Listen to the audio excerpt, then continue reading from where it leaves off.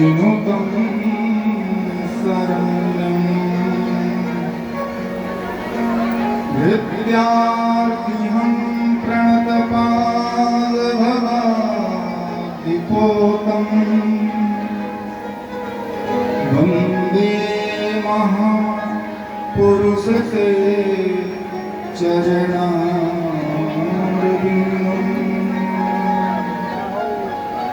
श्रीमद्कश्यपगोत्रलब्धजंशं विद्याविभूषोन्नतम् सच्छास्त्रार्णवपारगामि विदुषाम् मान्यं मनोज्ञश्रियम् स्वाचार्ये च जगद्गुरो बुधवर श्रीवासुदेवे रतम् वन्दे वन्दवनादि तत्र शिवदम् श्रीराघवार्यं गुरुम् श्रीराघवार्यं गुरुम्।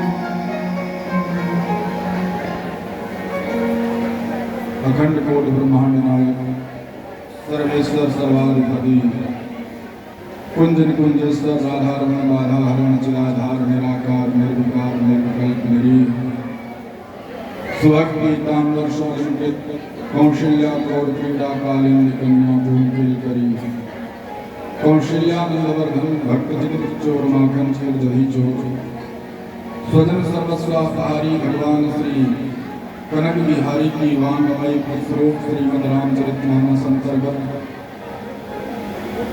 राजस्थान प्रदेश के अंतर्गत दौसा की पावन भूमि में भगवान भोलेनाथ के चरणों में बैठ करके भगवान श्री रामभद्र की वांगमयी स्वरूप कथा का अवगाहन हम सभी कर रहे हैं।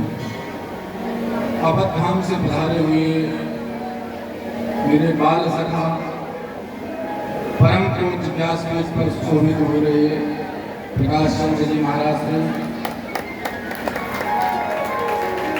उनके सहयोग में अवध धाम से पधारे हुए हमारे संतोष दास जी महाराज वेदांती जी, मेरे पार्श्व में बैठे हुए लाल कोटि के पूज्य महंत जी के श्री चरणों में बारंबार प्रणाम। सभी भक्तजन जो दूर दराज से आए हुए हैं सभी के हृदय में विराजमान उस ठाकुर को बारंबार प्रणाम। बंधुओं, हम परम सौभाग्यशाली हैं। परम सौभाग्यशाली क्यों हैं? बोले परम सौभाग्यशाली इसलिए हैं कि हमको राम कथा सुनने का सुंदर से अवसर प्राप्त हुआ।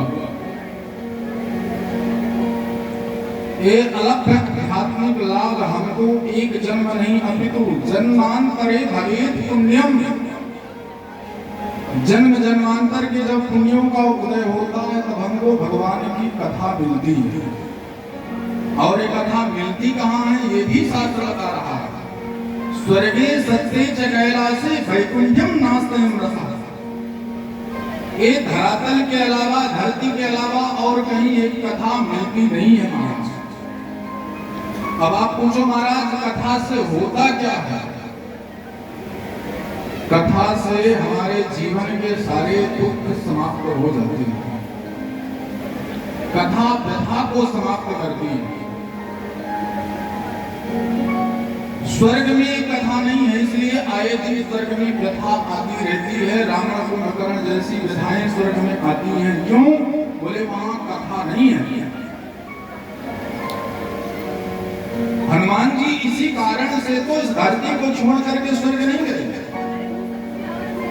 वाल्मीकि में वर्णन आता है कि अयोध्या वासिना सर्वे यथा रामेण संगता।